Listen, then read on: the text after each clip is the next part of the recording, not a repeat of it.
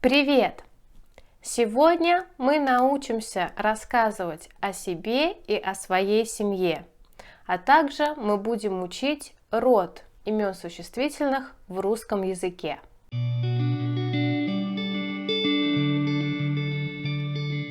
Слушайте, смотрите. Это Иван, он музыкант. Это Лена, она дизайнер. Это фото, оно тут.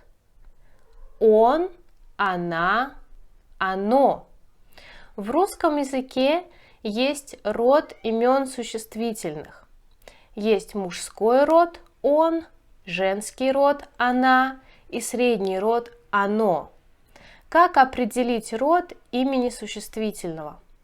Нам нужно посмотреть, на что оканчивается слово. Если слово не оканчивается на гласный, оканчивается на «й» или мягкий знак, это слово мужского рода «он». Например, брат – т, Андрей – й, преподаватель – мягкий знак. Это слова мужского рода.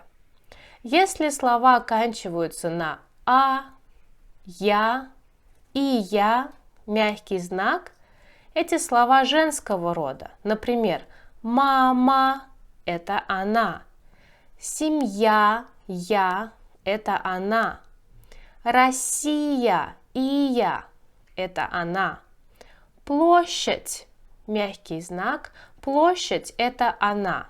Например, Красная площадь. Слова мужского и женского рода оканчиваются на мягкий знак. Сейчас нам нужно только запомнить, какие слова относятся к мужскому роду, а какие к женскому. Например, мужской род – преподаватель, словарь, женский род – площадь, тетрадь, мать. Какие слова относятся к среднему роду? Если существительное заканчивается на «о», «е» и «е», это средний род. Например, «о» – озеро, озеро Байкал, озеро – это оно. «Е» – море, море – это оно. Сообщение – ие, сообщение тоже оно. Это основное правило. Конечно, есть исключения. Например, папа, дедушка оканчиваются на «а», но относятся к мужскому роду. В описании к этому видео я прикреплю материалы к этому уроку и домашнее задание, которое поможет вам самостоятельно практиковаться. А сейчас слушайте. Это моя семья. Это мой папа и моя мама.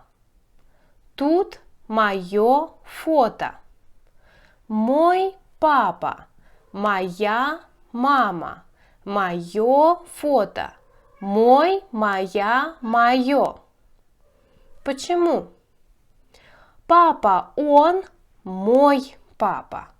Мама, она, моя мама. Фото оно, мое фото. Смотрите, слушайте, читайте. Привет, меня зовут Даша. Я преподаватель. Это моя семья.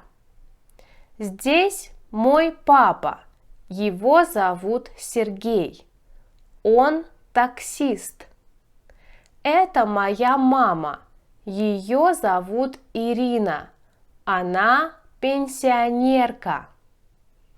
Это мой брат. Его зовут Илья. Он инженер. Это мой сын. Семья – это мое счастье. Итак, сейчас вы тоже можете рассказать о себе и о своей семье. В этом уроке мы с вами узнали, что в русском языке у имен существительных есть род мужской, женский и средний. Если вам нравятся мои видео, ставьте, пожалуйста, лайк, подписывайтесь на мой канал, включайте уведомления. До встречи!